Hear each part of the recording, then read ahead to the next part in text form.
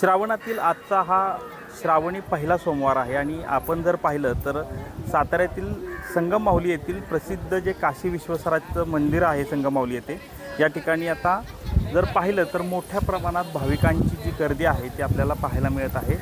आज पहाटेपासूनच मोठ्या प्रमाणात भाविक जे आहेत ते श्री काशी विश्वेश्वराच्या मंदिरामध्ये दर्शनासाठी आज गर्दी करताना पाहायला मिळत आहे। यावेळी सांगायचं झालं तर कृष्णा आणि वेण्णा नदीच्या संगमावर हे श्री काशी विश्वेश्वराचं मंदिर आहे। या भागामध्ये शंकराचं असेल किंवा अनेक मंदिरं जी आहेत ती या कृष्णा नदीच्या तीरावर म्हणजे कृष्णा आणि वेण्णा नदीच्या तीरावर आहेत। जवळपास 1735 साली या मंदिराची स्थापना शाहू महाराजांच्या काळात छत्रपती शाहू महाराजांच्या काळात झाली होती। याबाबतची अधिक माहिती आपण आज या ठिकाणचे ग्रामस्थ आहेत त्यांच्याकडून जाणून घेणार आहोत। ह्या दिवसाचं खूप महत्त्व आहे। आज सोमवारची गर्दी पण मोठ्या प्रमाणात श्रावणानिमित्त पाहायला मिळते, काय सांगाल? नमस्कार। तीर्थक्षेत्र दक्षिण काशी म्हणून पश्चिम महाराष्ट्रात समुद्रकिनारा संगम माहुली ह्या गावात शंकराची मंदिरं असे श्री काशी विश्वेश्वर मंदिर, समोर श्री संगमेश्वर, बिल्बेश्वर आणि रामेश्वर अशी पुरातन काळातली मंदिरं आहेत, ऐतिहासिक मंदिरं। आणि दर श्रावण महिन्यामध्ये इथं भाविकांची अलोट गर्दी असते। पश्चिम महाराष्ट्रातून हजारो लोक इथं दर्शनाला येत असतात। हे पुरातन काळातलं मंदिर असल्यामुळं इथं कृष्णा वेण्णेच्या संगमाच्या तीरावर अशी शंकराची मंदिरं आहेत आणि जास्तीत जास्त दर श्रावण महिन्यात कार्यक्रमाचं आयोजन केलेलं जातं इथं आणि भाविकांची गर्दी असते आणि तरी सर्व भाविकांनी दर्शनाचा लाभ घ्यावा ही विनंती मी ग्रामस्थ म्हणून करतो। नक्कीच।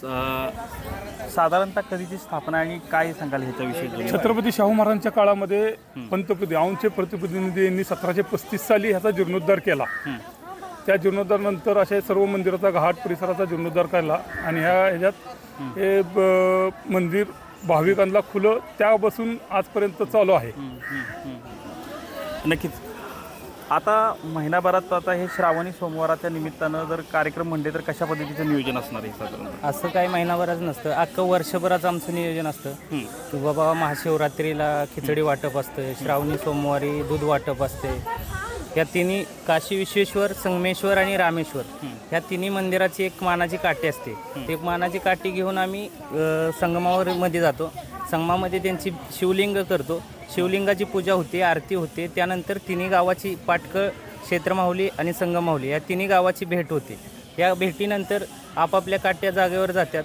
त्यानंतर आम्ही श्रावणी सोमवारमध्ये लोकांना कसं होतं ग्रंथ लावता येत नाही, मग थोडंसं काहीतरी व्हावं म्हणून शिवलीला अमृत म्हणून आम्ही इथं ग्रंथ लावलेला जातो। ते आता 2 तारखेला चालू होणार आहे। सकाळी 9 वाजता कलश पूजन होईल, दुपारी 2 ते 5 वाचन होतं आणि 5 ते 6 हरिपाठ होतो।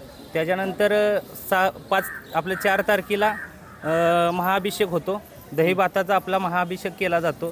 त्याच्यानंतर दुसऱ्या दिवशी किंवा शेवटच्या सोमवारी महाप्रसादाचं नियोजन केलं जातं। असं भरपूर कार्यक्रम वसा आणि वारसा जपणारं आमचं हे संगम माहुली गाव आहे, त्यामुळं विविध कार्यक्रम चालूच असतात। दर पौर्णिमेला श्रीरामांची मागं मंदिर आहे, पुरातन श्रीराम मंदिर आहे, त्या राम मंदिराचं सुद्धा की दर पौर्णिमेला अन्नदान असतं। कृष्णामाईचा आमचा उत्सव मोठा असतो। असं खूप कार्यक्रम चालूच असतात।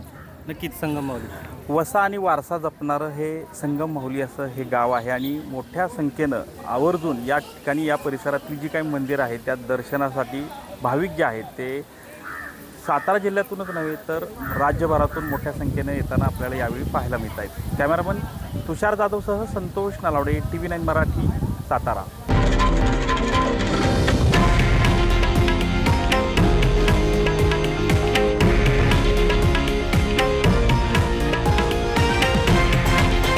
हे आहे देशातील नंबर 1 न्यूज नेटवर्क आणि आपण पाहत आहात TV9 मराठी, एकमेव।